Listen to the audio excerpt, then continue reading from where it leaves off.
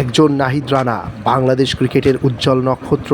বাংলাদেশ বনাম পাকিস্তান প্রথম ওয়ানডে 2026-এ পাকিস্তান দল যখন মোস্তাফিজ ও রিশাদকে নিয়ে ব্যস্ত, ঠিক তখনই পরীক্ষায় এলো 140+ কিলোমিটার গতির রানা।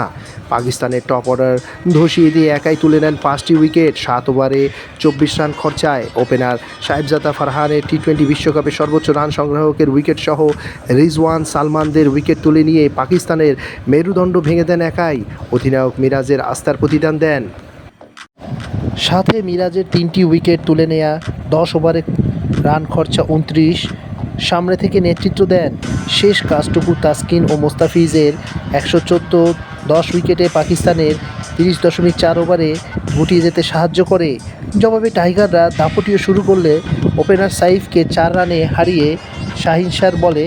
এরপরে নাজমুল শান্তর 33 বলে 27 রান ও ওয়াসিমের বলে শেষ মুহূর্তে আউটটি হলে ওপেনার তানজিদ তামিমকে সাথে নিয়ে লিটন দাস ক্রিজে আসেন, 3 রানে অপরাজিত থাকেন এবং 67 রানের একটি বিধ্বংসী ইনিংস খেলেন তানজিদ তামিম। 7টি চার, 5টি ছক্কায় অর্ধশতক পূরণ করেন।